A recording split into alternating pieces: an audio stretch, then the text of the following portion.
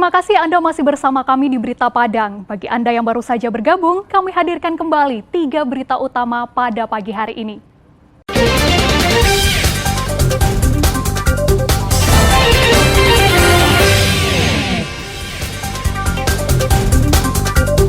Kasus penganiayaan Kepala SMA PGAI Padang, buntut sengketa 2 pembina yayasan. Jalan rusak diperbaiki setelah diprotes warga dan diberitakan media. Pengendara mengheningkan cipta selama 60 detik memperingati Hari Pahlawan.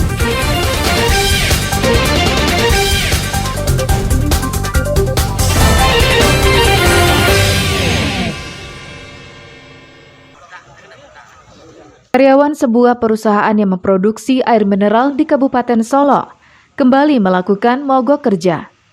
Mereka menuntut pembayaran upah lembur yang belum diterima dari perusahaan, serta menuntut agar kembali mempekerjakan sejumlah karyawan yang di-PHK.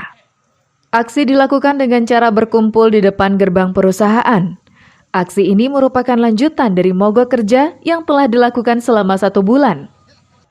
Aksi ini dilakukan untuk menuntut perusahaan agar segera membayarkan upah lembur mereka yang belum diterima sejak tahun 2016 lalu. Selain itu, mereka juga menuntut perusahaan mencabut pemberhentian hubungan kerja yang dinilai sepihak terhadap 101 karyawan. Yang saat ini kami sudah 31 hari menuntut hak kami, yang mana dari 2016 sampai 2022 itu lembur di hari terpendek itu tidak dibayarkan. Dan kami sekarang malah di PHK sepihak oleh perusahaan, yaitu ada sekitar 101 orang yang notabene kami ini adalah masyarakat sekitar.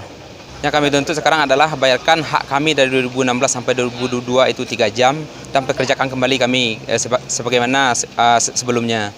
Mogok kerja dari sejumlah karyawan ini juga didukung Bupati Solo yang mendatangi perusahaan untuk bertemu dan berdialog dengan manajemen. Bupati meminta perusahaan segera mencabut pemberhentian hubungan kerja yang telah diberikan dan kembali mempekerjakan mereka seperti biasanya. Keberadaan perusahaan ini kami akan inspeksi semua. Tetapi kalau mereka benar, kita akan bina mereka. Kalau tidak, kita akan luruskan mereka. Satu prinsip saya mohon kepada mereka, tolong pakai hati nurani, pekerjakan mereka kembali, dan mereka mau kerja. Ya, ini hanya buruh, gajinya cuma 2 jutaan. Ya, dengan hasil bumi kami yang dikuras oleh mereka, yang dibayarkan kepada buruh saya itu nggak seimbang. Itu pun mereka nggak punya perasaan memecat buruh saya. Ya, itu yang saya minta sama mereka. Sementara itu, manajemen perusahaan mengatakan mereka ingin karyawan yang mogok untuk kembali bekerja. Namun ada beberapa karyawan yang belum diizinkan dan harus dibina terlebih dahulu karena berperilaku yang merugikan perusahaan. Nah, masalahnya persepsinya ada perbedaan. Menurut manajemen, pada waktu seseorang tidak bekerja, demikian juga di dalam PKB ini, bahwa yang namanya jam istirahat itu bukan termasuk waktu jam kerja. Jadi teman-teman serikat meminta supaya aturan yang sama, tuntutan lembur itu dibayarkan untuk di pabrik kami yang di Solo, yang di Medan, Sumatera Utara. Nah, kami berpikir, pabrik kami yang di Sumatera Utara kan terpisah permasalahan dengan yang ada di Solo, Sumatera Barat. Jadi manajemen tidak setuju. Mogok kerja ini merupakan yang ketiga kalinya dilakukan karyawan sejak perusahaan itu berdiri. Garnadi melaporkan dari Solo.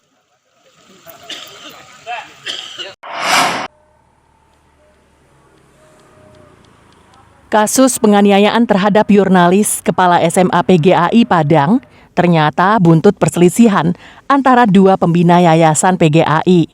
Ketua Umum Pengurus Besar Persatuan Guru Agama Islam Sumatera Barat Fauzi Bahar di Padang menjelaskan, kisruh saat ini tak terlepas dari perseteruan 2 pembina Yayasan PGAI dan masing-masing pihak menyusun kepengurusannya sendiri-sendiri.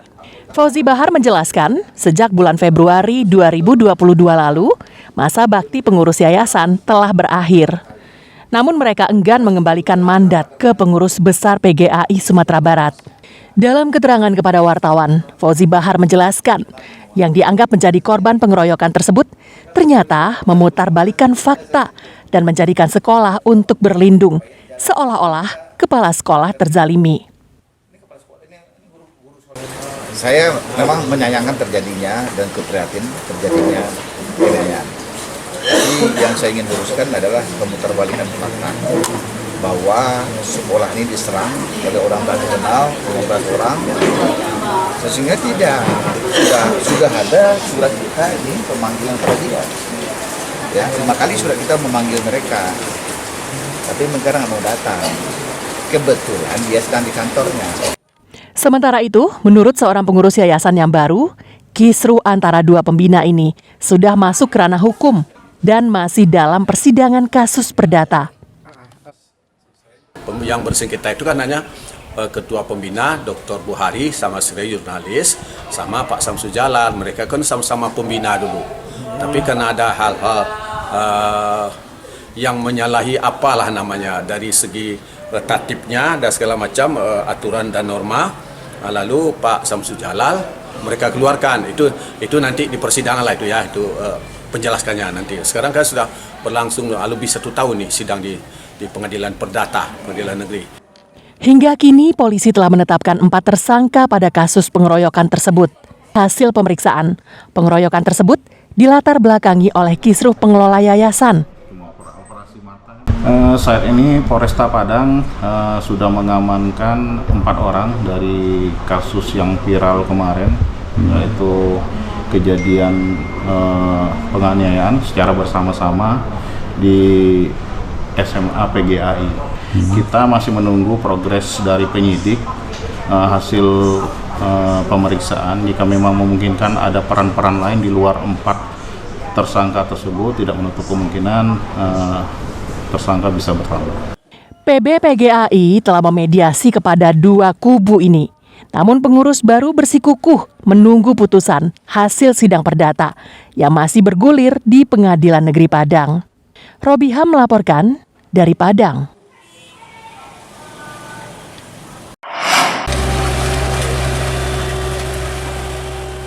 Setelah diberitakan televisi, ruas Jalan Pariaman Sicincin, Kabupaten Padang Pariaman yang rusak parah diperbaiki Dinas Pekerjaan Umum Perumahan Rakyat Provinsi Sumatera Barat hari Kamis.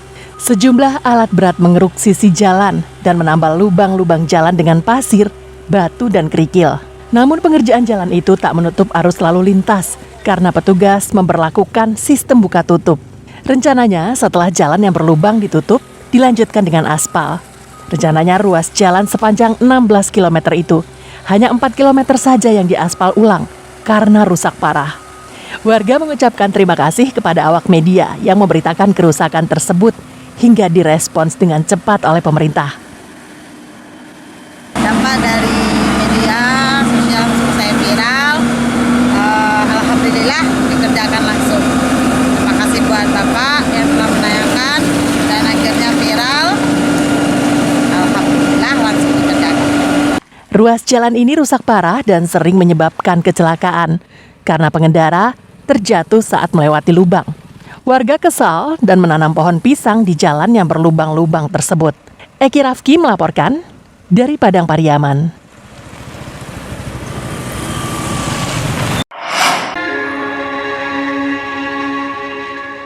Pemandangan berbeda tampak di perempatan Masjid Raya Sumatera Barat pada Kamis pagi. Para pengendara berhenti di samping kendaraannya untuk mengheningkan cipta selama 60 detik tepat di Hari Pahlawan 10 November. Sementara di garis penyeberangan zebra cross, pemuda dan pemudi berbaju putih dengan bendera merah putih di kepala dan lengan membawa spanduk meminta pengendara turun dari kendaraan masing-masing melakukan hening cipta. Sebelum dimulai, diperdengarkan pidato Wali Kota Padang yang mengajak seluruh warga untuk mengheningkan cipta, mengenang jasa-jasa para pahlawan yang telah gugur dalam mempertahankan kemerdekaan Republik Indonesia. Prosesi berlangsung, polisi tetap berjaga-jaga di persimpangan jalan. Setelah itu, pengendara serta warga yang melintas pun kembali dipersilakan melanjutkan perjalanan. Salah seorang warga Padang mengatakan, ia merasa haru dan mengapresiasi kegiatan mengheningkan cipta di jalan. Sebab kegiatan ini selain untuk mendoakan para pahlawan, juga untuk pembelajaran bagi generasi penerus arti pentingnya menghargai jasa pahlawan. Mohon dihormati para pahlawan kita.